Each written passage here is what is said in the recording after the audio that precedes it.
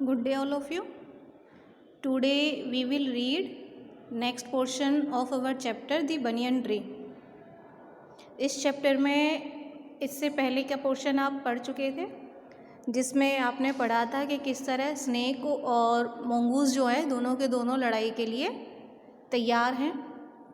तो 9th paragraph में देखेंगे hissing defiance his forked tongued darting in and out The cobra raised 3 of his 6 feet off the ground and spread his broad spectacled hood.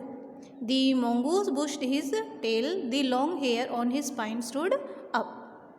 इस पूरे paragraph में ये जो मोंगूस और स्नेक की लड़ाई है उसके लिए दोनों के क्या तैयारी हुई हैं, दोनों किस तरह योद्धा अपनी लड़ाई करने के लिए तैयार हैं, उसके बारे में बताया है कि हिसिंग डिफेंस, पहले ये सांप का ने क्या पोस्चर बनाया उसके बारे में, अपने बचाव में जो कोबरा है उसने फुफकार भरी और उसका जो नुकीला टंग जीभ थी वो बाहर आने लगी, इन एंड आउट, अंदर और बाहर होने लगी उसकी नुकीली जीभ।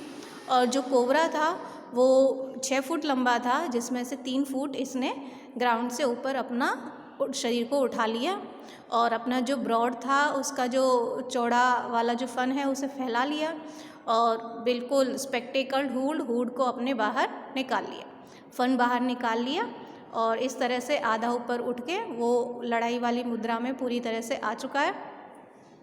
और इसके बाद में मोंगूस ने जो पोस्चर बनाया है, मोंगूस बुश्ड हिज टेल, बुश्ड मतलब झाड़ी जैसा, बुश झाड़ी होती है, तो मोंगूस ने अपनी जो टेल है उसे झाड़ी जैसा बना लिया, झाड़ी जैसा मतलब फैला लिया और उसके जो स्पाइन पर, रीढ़ की हड्डी पर लंबे बाल थे वो खड़े हो गए। दो the combatants were unaware of my presence in the tree, दोनों के दोनों वो जो लड़ाई में पार्टिसिपेट करने वाले योद्धा थे वो मेरी उपस्थिति जो पेड़ पर थी उसके बारे में अनभिज्ञ थे, उन्हें जानकारी नहीं थी कि मैं पेड़ पर बैठा हूँ।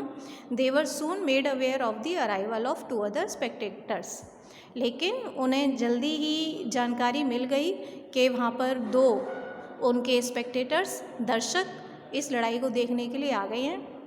वन वाज ए मैना, और एक दर्शक मैना है और दूसरा जंगल का कौआ। They had seen these preparations for battle, और वो दोनों के दोनों ही, दोनों मतलब कौआ और मैना, इस तैयारी को देख रहे थे, इस युद्ध की तैयारी को। And had settled on the cactus to watch the outcome, और वो बैठ गए थे वहाँ पे कैक्टस के पेड़ पर आउटकम, इस लड़ाई का जो परिणाम होगा उसे देखने के लिए। Had they been content only to watch, ये क्वेश्चन पूछा गया है, क्या वो केवल देखने के लिए ही आए हैं? All would have been well with both of them, तो अब ये राइटर सोच रहा है कि अगर वो केवल देखने के लिए आए हैं तो उनके साथ अच्छा ही होगा और दोनों ही कुशल मंगल रहेंगे। अगर मात्र लड़ाई को देखते रहे तो कुशल रहेंगे, क्योंकि दोनों ही योद्धा अपने अपने फील्ड में इतने ज़्यादा एक्सपर्ट हैं कि अगर ये बीच में पड़ गए तो शायद ये अपना खुद का नुकसान करा लेंगे। Thank you.